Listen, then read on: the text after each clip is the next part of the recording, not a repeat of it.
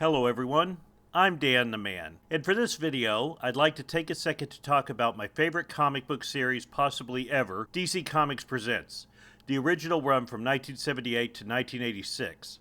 For anyone who's not familiar with this title, DC Comics Presents was a team-up comic book series, published by DC Comics, surprisingly enough, that featured Superman teaming up with a new superhero each issue.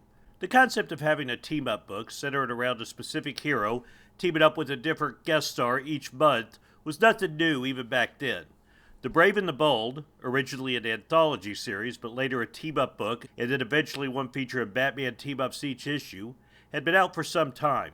And over at Marvel, the Spider-Man starring Marvel team-up had come out a couple years prior. But what made this one unique compared to most similar team-up titles, both past and future, was that it didn't have a specific writer-artist team to it.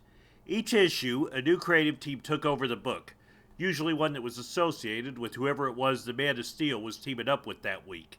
And what a who's who of comic artists and writers we got from that era.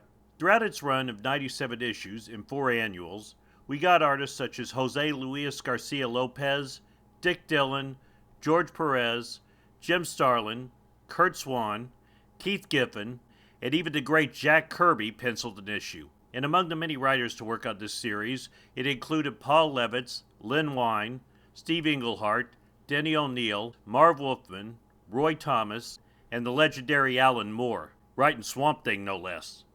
And that's just some of the great creators of the time who took a turn at DC Comics Presents. Due to the changing creators, the series was able to tackle everything from action stories to the supernatural, sci-fi, and more, as Superman teamed up with big names such as his fellow Justice League members, to lesser-known heroes, to some like the Dial H for Hero team of the 80s, the Second Airwave, and the Atomic Knights that most probably forgot existed. Superman even teamed up with He-Man in one issue.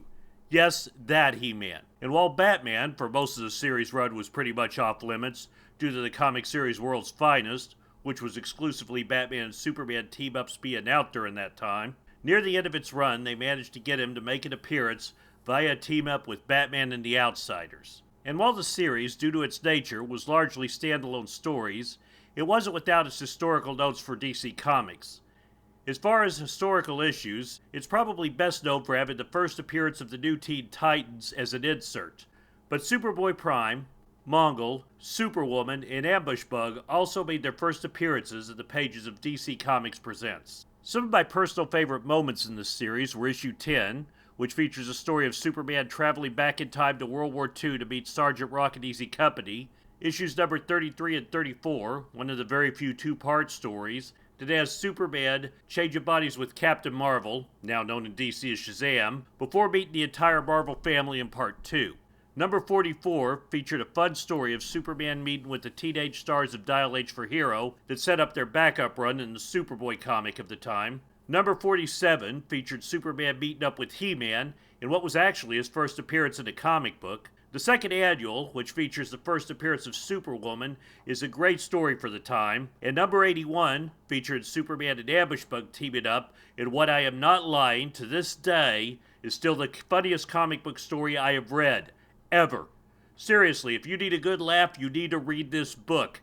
If you didn't laugh, you're doing it wrong. This book wrapped up its long run just shy of 100 issues, with issue number 97, where it broke the team-up format for the first and only time in its run. It featured a previously unpublished Superman story that was billed as the last pre-crisis story ever. The format continued for a time in Action Comics, where while all issues were done by the same creative team, they continued the tradition, having the post-crisis Superman team up with a different hero each issue. DC Comics Presents was not perfect.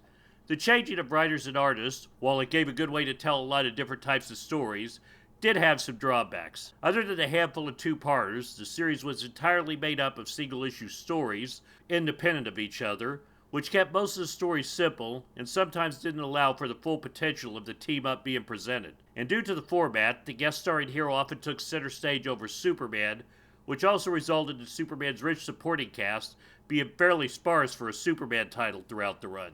But on the whole, the series was a lot of late Bronze Age fun, and probably embodies the late Bronze Age DC Comics more than any other book I could think of. The back issues can run pretty pricey at times.